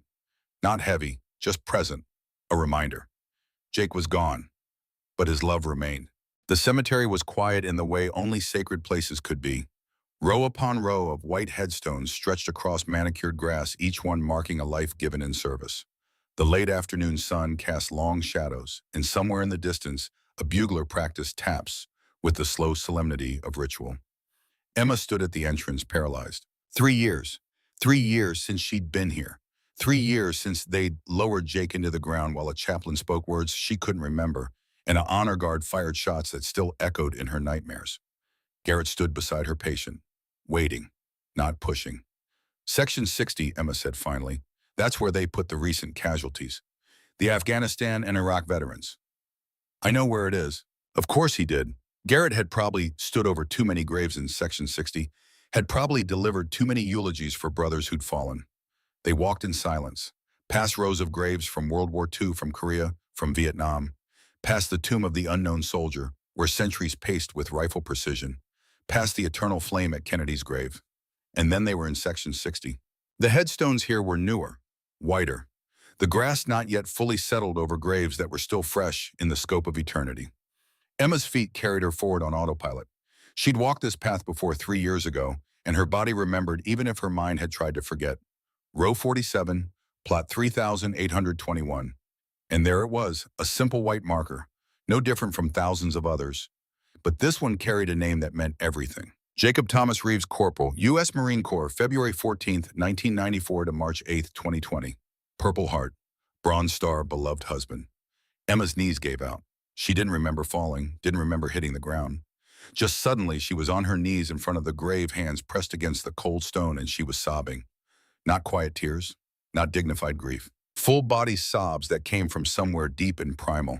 3 years of holding it together, of being strong, of surviving, and it all came pouring out in front of a piece of marble that represented everything she'd lost. Garrett knelt beside her, didn't try to stop her crying, didn't tell her it would be okay. Just knelt there, solid and present, a living reminder that she wasn't alone. When Emma could finally breathe again, when the sobs had subsided to hiccups and shaky inhales, she spoke to the grave. "I'm sorry I didn't come sooner," she whispered. I couldn't stand here and pretend you were really gone. Couldn't talk to a stone when your voice was still so clear in my head." The wind rustled through the trees. No answer. Just silence and the distant sound of traffic from beyond the cemetery walls. "I was captured," Emma continued. "In Afghanistan, Taliban got me, and I was so scared, Jake. So scared I'd never get out, that I'd die there and break my promise to you." She pulled the dog tags from her pocket, held them up to the headstone like an offering. "But I remembered everything you taught me. Every lesson, every drill, every time you made me practice something until I wanted to scream. And it saved my life. You saved my life. Even though you've been gone 3 years, you still saved me." Garrett's hand found her shoulder. Gentle, supportive. "And Garrett came," Emma said, her voice breaking. "Just like you said he would. I said his name and he came. He kept your promise. He brought me home." She pressed her forehead against the cold marble, eyes closed. "I miss you so much it feels like dying. Every single day. But I'm still here, still fighting, still using everything you gave me. Because that's what you wanted. That's what you made me promise." Emma opened her eyes, looked at the dates carved in stone. 26 years old. Jake had been 26 years old when he died. A whole life unlived, a future stolen. "I'm going to keep living for both of us," she said firmly. "I'm going to help people, save lives, make sure your death meant something. Make sure the love you gave me keeps rippling out into the world." She stood slowly, her ribs protesting the movement. Garrett stood with her. Emma placed the dog tags on top of the headstone. The metal gleamed in the fading sunlight. "Thank you," she said, "for loving me, for preparing me, for giving me the tools to survive, for sending Garrett when I needed him most." She kissed her fingertips, pressed them to Jake's name. "I'll come back," she promised. "I won't wait 3 more years. I'll come back and tell you about the lives I've saved, the people I've helped, the way your love keeps changing the world even though you're not in it anymore." Garrett stepped forward, came to attention, and saluted. Military precision, military respect. "Rest easy, Marine," he said quietly. "Your wife is safe. Your promise is kept. You can stand down." The salute held for a long moment, then Garrett's hand came down. Emma took one last look at the grave, memorizing it. Not running from it anymore. Not hiding. Just acknowledging it, accepting it, letting it be part of her story instead of the end of it. "Ready?" Garrett asked gently. Emma nodded. "Yeah, I'm ready." They walked back through the rows of graves, two survivors carrying the weight of the dead, finding their way towards something that wasn't quite peace, but maybe was close enough. They ended up at a diner in Arlington, the kind of place that served coffee in thick ceramic mugs and didn't ask questions when grown adults ordered breakfast at 4 in the afternoon. Emma picked at a stack of pancakes she'd ordered more from obligation than hunger. Garrett worked through eggs and bacon with the mechanical efficiency of someone fueling up rather than enjoying. Jake used to make pancakes, Emma said suddenly, burned them every single time, but he kept trying. Garrett smiled. Sounds like him. Stubborn. The most stubborn man I ever met. Emma poured syrup over pancakes she probably wouldn't finish. He proposed to me after knowing me 6 months. I told him that was crazy. He said, when you know, and he knew. How'd you meet? The hospital. I was volunteering helping with physical therapy patients. He came in for a knee thing, nothing serious, but he kept coming back, kept finding excuses to be there. Finally asked me out on his 8th visit. Smooth. Not even a little bit. He was nervous as hell, dropped his coffee all over himself, but he was so earnest about it, so genuine.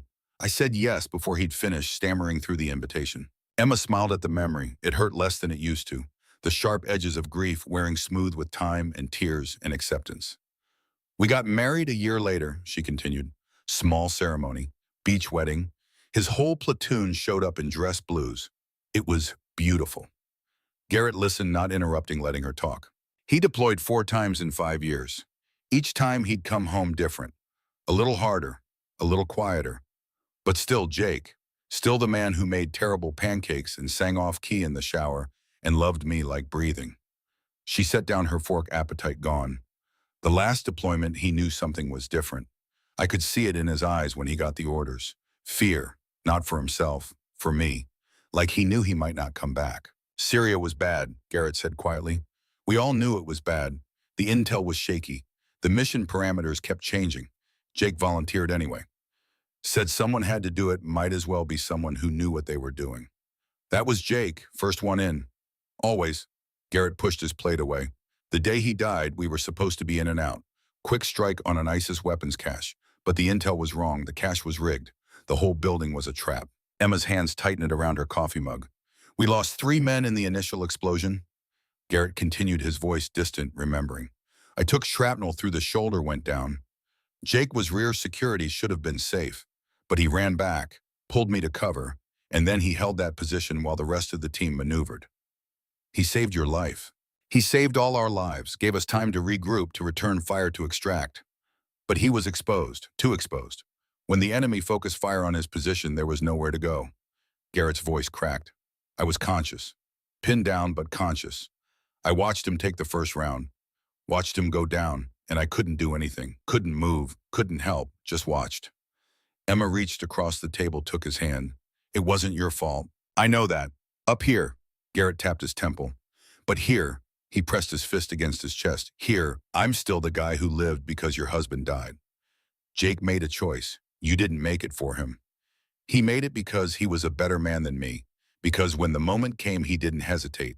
Didn't calculate the odds. Just moved. That's what Marines do, Emma said. That's what the best of them do. They move toward danger so others don't have to. They sat in silence for a long moment, the diner noise washing over them. Other people's conversations. The clink of silverware. The hiss of the grill. Normal sounds, normal life. The world that kept turning even when personal worlds ended. What did he say? Emma asked finally. At the end, you said he had last words. Garrett met her eyes. He said, tell Emma I love her. Tell her I kept my promise. Tell her I came home in my heart. And then he said, take care of her. Promise me, Reaper. Promise me you'll take care of her. Emma felt tears threatening again. And you promised. I promised. Then I didn't keep it.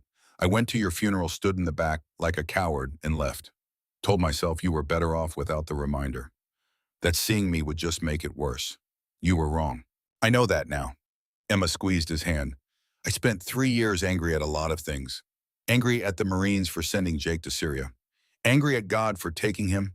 Angry at myself for not being enough reason for him to stay safe. She paused. I was angry at you too. For not coming, for not telling me what happened. For living when Jake died. Garrett nodded slowly. You had every right. Maybe. But anger didn't bring him back. It just made me bitter. Made me reckless. I started taking the most dangerous postings I could find. Yemen, Syria, Afghanistan, places where the risk was high and the odds were bad. You were trying to die. No, Emma shook her head firmly. I was trying to feel something, trying to feel useful, trying to make Jake's death mean something by saving other people's lives. But I was also running from grief, from memories, from the empty house and the empty bed and the empty future. She looked at Garrett with clear eyes. But in that compound, when I thought I was going to die, I realized something. Jake didn't teach me to survive so I could waste my life chasing death. He taught me to survive so I could live, really live, not just exist in war zones, but build something, create something, honor him by being the person he believed I could be. And what kind of person is that? Emma smiled, small but real. Someone strong enough to face the grief, someone brave enough to build a new life, someone who uses the skills he gave me to help people, not to punish myself. That sounds like a good person to be. Yeah, I think so too. Garrett's phone buzzed. He glanced at it, then looked at Emma apologetically. My XO, I need to take this. Go ahead. He stepped outside. Through the window, Emma watched him pace phone to his ear, his military bearing evident even in civilian clothes. This man who'd saved her life. This man who'd carried Jake's memory for 3 years. This man who was more than just her husband's friend. He was her connection to Jake's last moments. Her link to a part of Jake's life she'd never fully known. And maybe she thought maybe he could be more than that. Not a replacement, never a replacement, but a friend. A brother in the way soldiers understood brotherhood. Someone who knew the weight of loss and carried it with the same grim determination she did. Garrett came back in, sliding into the booth. Sorry, team stuff. Everything okay? Yeah, just logistics for the next training cycle. He studied her face. What are you going to do now, after this? Emma had been asking herself the same question for 3 days. I don't know, she admitted. I can't go back to conflict zones. Not like before. Not with the same reasons, but I'm still a nurse. Still trained. Still capable. You could work stateside, plenty of hospitals that would be lucky to have you. Maybe, but that feels like giving up. Like letting fear win. It's not fear to choose life over death, Emma. It's wisdom.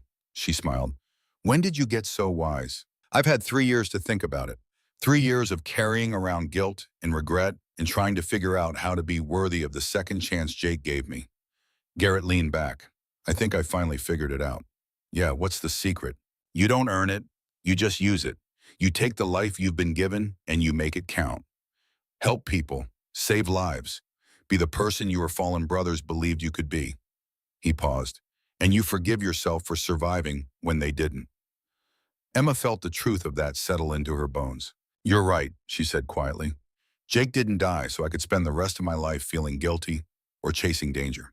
He died so I could live, so I could be happy, so I could take everything he taught me and use it to make the world a little bit better.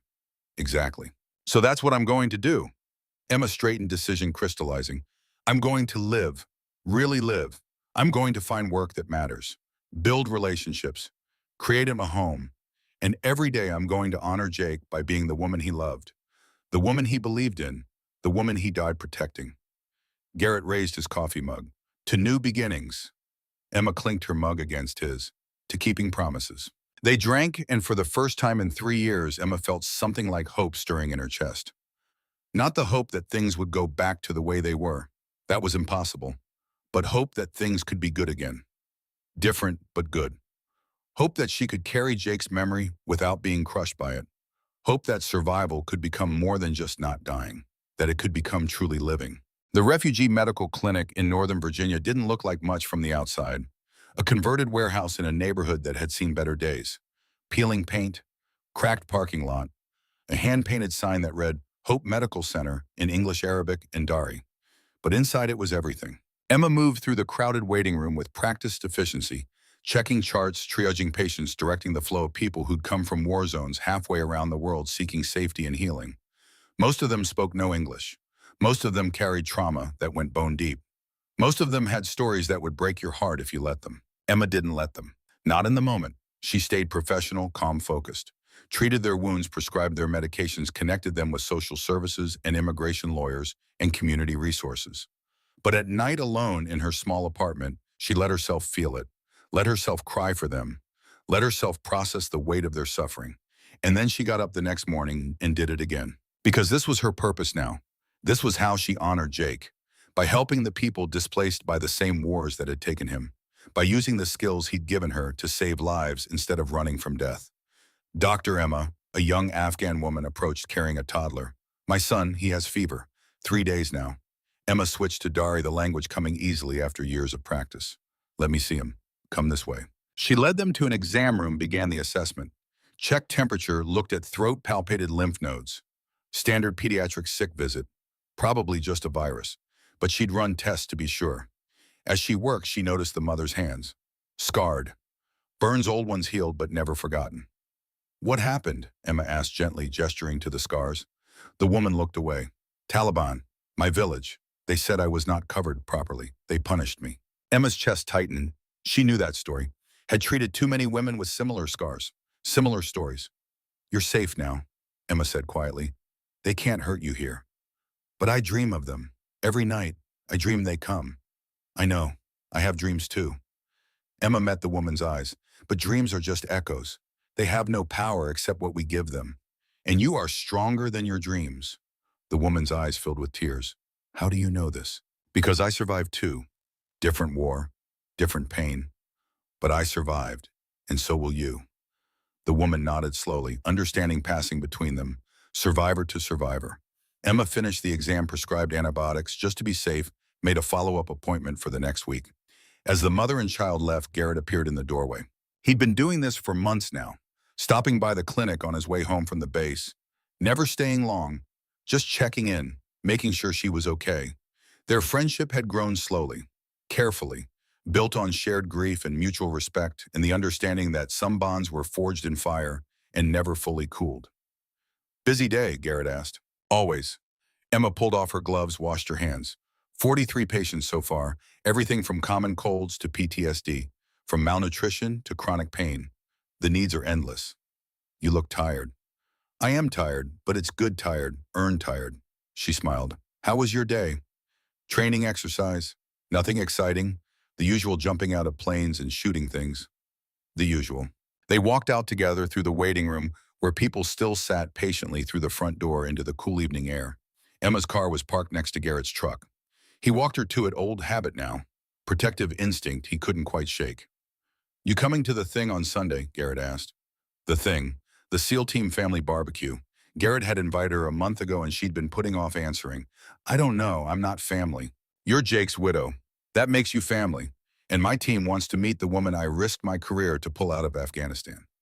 Emma laughed. You didn't risk your career. I violated direct orders to wait for air support. So yeah, I kind of did. Worth it though. She looked at him. This good man who carried ghosts the same way she did, who understood loss at the bone-deep level, who'd become her friend, her confidant, her connection to a past she was learning to honor instead of run from. Okay, she said. I'll come, but I'm bringing dessert. You don't have to. I'm bringing dessert, Garrett. Let me contribute. He smiled. Okay, dessert. Thanks. They stood there for a moment, not quite ready to say goodbye. You doing okay? Garrett asked quietly. Really okay. Emma considered the question. 6 months ago, she would have lied, would have said she was fine when she was breaking inside. But now, yeah, she said honestly, I am. Some days are harder than others. Some nights I still wake up crying. But I'm building something. Here, this clinic, these people, this life, I'm building something that matters. Jake would be proud. I think so too. Emma unlocked her car. What about you? You doing okay? Garrett shrugged.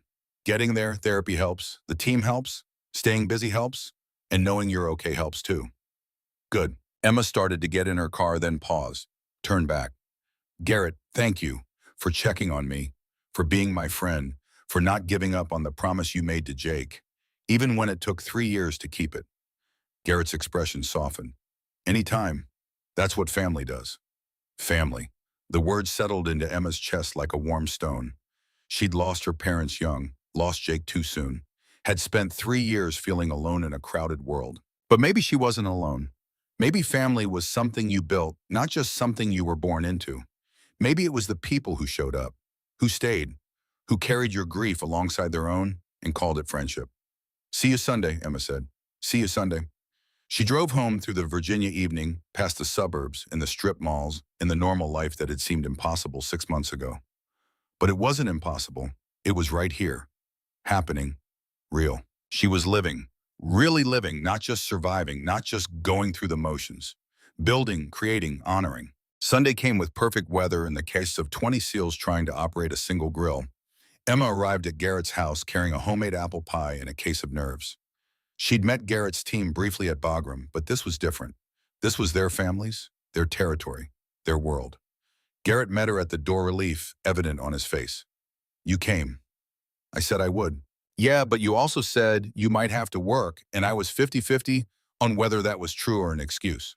Emma smiled, it was 20% excuse, but I'm here. He took the pie, led her through the house to the backyard where chaos reigned. Kids ran everywhere, screaming with joy. Women clustered in groups laughing. Men argued good-naturedly about charcoal versus propane while burgers burned on the grill. It was loud and messy and overwhelming and wonderful. "Everyone," Garrett called. "This is Emma, Emma Reeves. Some of you met her in Afghanistan." The team materialized like magic. Havoc the sniper, Sykes the Texan, Doc who treated her injuries. Others whose names she'd learned but couldn't quite match to faces yet. Each one shook her hand. Each one said some variation of, "Good to meet you properly," or "Glad you're doing better." Then came the wives and girlfriends, welcoming, curious, kind. One of them, Havoc's wife Sarah, pulled Emma aside. "I'm glad you came," Sarah said. "Garrett's been worried about you, talks about you all the time. Emma's working too hard. Emma's not sleeping enough. Emma needs friends." Emma laughed. "He's worse than a mother hen. He feels responsible for you. Because of Jake." The name hung in the air. Sarah's face showed concern, like maybe she'd overstepped. "It's okay," Emma said. "You can say his name. Jake. My husband. He died saving Garrett's life 3 years ago." Sarah nodded slowly. "Garrett told us the whole story, how Jake made him promise to take care of you, how he failed to keep that promise for 3 years, how he finally did by pulling you out of Afghanistan. He saved my life. And you gave him purpose, gave him a way to honor his promise, to forgive himself." Sarah smiled. "You're good for him. Good for all of them, really. Reminder of what they're fighting for." Emma looked across the yard to where Garrett stood with his team beer in hand, laughing at something Sykes said. He looked lighter than he had 6 months ago, less burdened. "He's good for me too," Emma admitted. "Keeps me grounded, keeps me from working myself to death, forces me to take days off and eat real food and remember I'm allowed to be happy." "Are you happy?" Emma considered the question. "Getting there, it's complicated. Grief doesn't just disappear because you want it to, but I'm building a life, finding purpose, learning to live with the loss instead of being crushed by it. That's all any of us can do." The afternoon wore on. Emma found herself pulled into conversations about everything and nothing.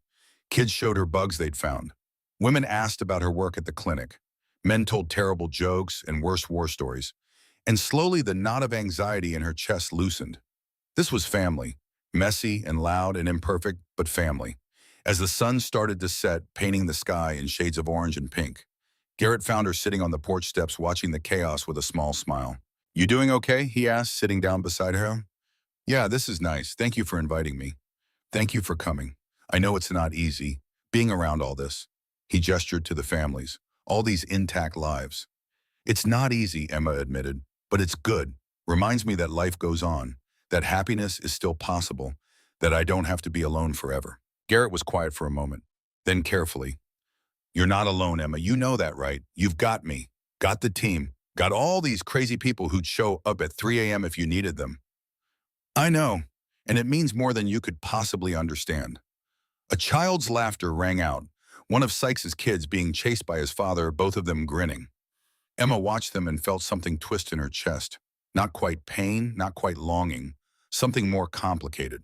"Jake wanted kids," she said quietly. "We were going to start trying after his next deployment. Had names picked out and everything. William for a boy, Grace for a girl. I'm sorry you didn't get that." "Me too, but maybe that's not my story. Maybe my story is helping other people's kids. The refugees at the clinic, the children who need healing more than they need anything else." "That's a good story." "Yeah, I think it is." They sat in comfortable silence as the barbecue wound down around them. People started gathering, kids saying goodbyes, making promises to do this again soon. Emma stood to leave and Garrett walked her to her car. "Thank you," she said, "for today, for everything, for being exactly what I needed when I didn't know what I needed." Garrett pulled something from his pocket, a folded piece of paper worn soft from handling. "I've been carrying this around for 6 months," he said, "trying to figure out when to give it to you. If I should give it to you, but I think today's the day." Emma unfolded the paper. It was a letter, Jake's handwriting. Her breath caught. "Where did you get this?" "Jake wrote it the night before the Syria mission, asked me to hold on to it, said if anything happened to him to give it to you, but only when you were ready." Emma's hands trembled. "And you think I'm ready now?" "I think you're building the life. I think you're healing. I think you can read his words without being destroyed by them." Garrett squeezed her shoulder. "But if I'm wrong, if it's too much, you don't have to read it. Not yet. Not until you're ready." Emma looked down at the letter, Jake's last words, his final message to her. "I'll read it," she said, "when I get home, alone, so I can fall apart if I need to. Call me after, if you need to talk." "I will." She drove home with the letter on the passenger seat. Didn't open it, didn't look at it. Just drove and breathed and prepared herself. At home she made tea, sat on the couch, put on one of Jake's old sweatshirts that still somehow smelled like him, even after 3 years. Then she opened the letter and read. They ended up at a diner in Arlington, the kind of place that served coffee in thick ceramic mugs and didn't ask questions when grown adults ordered breakfast at 4 in the afternoon. Emma picked at a stack of pancakes she'd ordered more from obligation than hunger. Garrett worked through eggs and bacon with mechanical efficiency. "Jake used to make pancakes," Emma said suddenly. "Burn them every single time, but he kept trying." Garrett smiled. "Sounds like him. Stubborn. The most stubborn man I ever met." They talked about Jake, about the war, about survival and guilt, and the weight of promises made to the dying. And then as the sun started setting outside the diner windows, Garrett pulled something from his pocket, a folded piece of paper worn soft from handling. "I've been carrying this around for 6 months," he said, "trying to figure out when to give it to you, if I should give it to you, but I think today's the day." Emma unfolded the paper. It was a letter, Jake's handwriting. Her breath caught. "Where did you get this?" "Jake wrote it the night before the Syria mission, asked me to hold on to it, said if anything happened to him to give it to you." Garrett paused. "But only when you were ready." Emma's hands trembled. "And you think I'm ready now?" "I think you're building a life. I think you're healing. I think you can read his words without being destroyed by them." He squeezed her shoulder. "But if I'm wrong, if it's too much, you don't have to read it. Not yet." Emma looked down at the letter. "I'll read it when I get home. Alone. Call me after, if you need to talk." "I will, Emma. If you're reading this, I'm gone. And I'm so sorry, baby. So sorry I broke my promise to come home. So sorry I left you alone. So sorry for every future we plan that we'll never get to live. But I'm not sorry I loved you. Not sorry I married you. Not sorry for every single moment we had together, even knowing how it ends. You were the best thing that ever happened to me. The light in every dark deployment. The reason I fought to survive every mission. The home I always came back to, even when my body was thousands of miles away. I know you're hurting right now. I know you're angry and lost and feeling like your world ended. And maybe it did. But Emma, you need to hear this. Your world ended, but your life didn't. You are the strongest person I've ever known. Stronger than any Marine I've served with. Stronger than you give yourself credit for. And you're going to survive this. You're going to get up every morning, even when it feels impossible. You're going to build a new life, even when you can't imagine what that looks like. I taught you everything I could. Survival skills, self-defense, tactical awareness. But the most important thing I taught you is this. You don't quit, even when the world breaks you, even when grief tries to drown you. You don't quit. You keep breathing. You keep moving. You keep living. Here's what I need from you, Emma. These are my last requests, and I need you to honor them. 1. Cry. As much as you need to. For as long as you need to.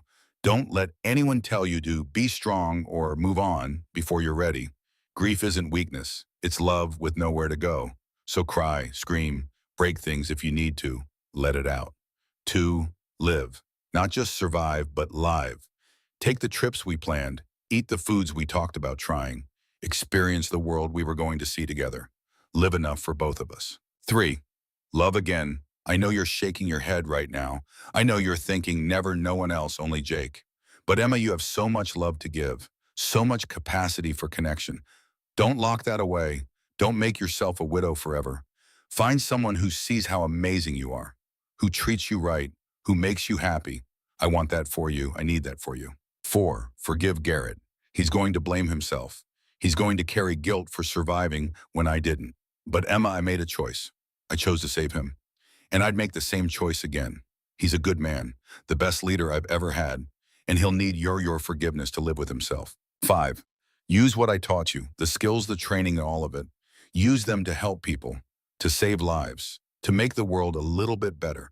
That's what all those Sunday training sessions were for. Not just to keep you safe, but to make you capable, powerful, ready.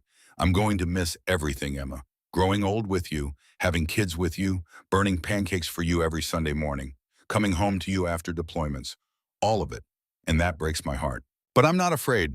Listen, you know why? Because I got to love you. I got to be loved by you. And that's more than most people get in a whole lifetime. So here's my final order. Mrs. Reeves, survive, thrive, live, love, help people, make a difference, honor me by being happy. You kept your promise to wait for me. Now I need you to promise to move forward without me. I love you. I loved you from the first moment I saw you in that VA hospital, looking at old veterans with such kindness. I loved you when you said yes to my disaster of a proposal. I loved you on our wedding day when you cried through the vows. I loved you every single day of our marriage. And I love you now wherever I am, whatever comes next. You are my heart, my home, my everything. But you have to be yours now. Your own person, your own purpose, your own life. Be happy, Emma. Please. For me. Forever yours, Jake P.S. The pancakes were only burned because you distracted me. You and my t-shirt dancing in the kitchen was more important than perfect pancakes. Every single time. Emma read the letter 3 times. The first time she sobbed. Great heaving sobs that shook her whole body. Grief raw and fresh and overwhelming. The second time she smiled through tears, remembering, loving, missing. The third time she felt peace. Jake was gone. That truth would never change. But his love remained, in his words, in his lessons, in the life he'd empowered her to build. He'd given her permission to move forward, to be happy, to live. And maybe, just maybe, she was ready to take it. Emma pulled out her phone, called Garrett. He answered on the first ring. You okay? Yeah, said her voice steady despite the tears on her face. Yeah, I'm okay. It was everything I needed to hear. Good. That's good. Garrett, Jake asked me to forgive you, in the letter. He said you'd blame yourself and I needed to help you not do that. Silence on the other end. I forgave you months ago, Emma continued, but I don't think you've forgiven yourself. So here it is officially, and I forgive you for living, for surviving, for being human. Jake forgives you too. The only person who hasn't forgiven you is you. She heard Garrett's breath hitch. So please, Emma said gently, please forgive yourself. Let it go. Honor Jake by living without guilt, by being the man he believed you were. I'll try, Garrett said finally. I promise I'll try. That's all anyone can do. After they hung up, Emma sat in the quiet of her apartment, Jake's letter in her hands, his sweatshirt around her shoulders, and she felt something shift, not forgetting, never forgetting, but maybe finally truly moving forward. Honoring the past by building a future. Carrying Jake with her, but not being crushed by his memory. Living, really truly living, just like he'd asked. The Hope Medical Center's opening day had been chaos and joy, and everything Emma had worked toward. Now, as the sun set and the last families filtered out, she stood in the quiet lobby with Garrett, both of them exhausted and satisfied. You did it, Garrett said. We did it, Emma corrected. And they had. The clinic was more than her dream. It was built on shared purpose. The SEAL team had fundraised. Garrett had connected her with military medical networks. The families had volunteered. It was what Jake had asked for in his letter. Something good from the ashes. You ready? Garrett asked. Emma nodded. They drove to Arlington in comfortable silence. It was late afternoon by the time they reached Section 60. The cemetery was quiet the way sacred places always were. Emma walked to Jake's grave without hesitation this time. No paralysis, no fear, just purpose. She knelt, placed something on the headstone. A photograph. The Afghan mother with the scarred hands smiling, holding her healthy son. On the back, Emma had written, your first save. Of many. We opened the clinic today, Emma said to the stone. Helped 43 people, refugee families, war survivors, people carrying the same kind of trauma you tried to protect me from. She touched the cold marble. I'm using everything you taught me, not just to survive, to help others survive, to turn your sacrifice into something that keeps growing, keeps saving lives. Garrett stepped forward, placed something beside Emma's photo, Jake's bronze star. I carried this for 4 years, Garrett said quietly. Thought I should keep it. Thought it belonged with the man who earned it, not the man who lived because of it. He came to attention, saluted. Mission accomplished, Marine. Your wife is safe. Your legacy lives on. You can rest now. The salute held for a long moment, then Garrett's hand came down. Emma stood. She didn't leave the dog tags this time. She wore them now against her heart, where Jake had always been. I'm happy, she said to the grave. Not every day, not every moment, but I'm building a life that matters, with people who matter, and you're part of it, always. She kissed her fingertips, pressed them to Jake's name one last time. Then she turned and walked away. Garrett fell into step beside her, not ahead, not behind, beside, equals, partners in grief, family by choice. They walked through the rows of white stones in silence, two survivors carrying the weight of the dead, finding their way towards something that felt like peace. At the cemetery gate, Emma paused, looked back one last time. The sun was setting behind Section 60, painting everything gold. Thank you, she whispered. Then she turned forward, toward the car, toward the clinic, toward the life she was building, toward home. Not the home she'd lost, but the home she'd found, in purpose, in service, in the family forged from shared loss and mutual respect. She climbed into the car. Garrett started the engine. And as they drove away from Arlington, Emma felt it. Not closure, loss didn't close, but acceptance. Jake was gone. His love remained, and she was finally truly ready to live. In memory of all those who gave everything, in honor of all those who survived, in hope for all those still finding their way home. Some promises take years to keep. Some wounds take lifetimes to heal. Some love never dies. This story is dedicated to the fallen and those who carry them forward.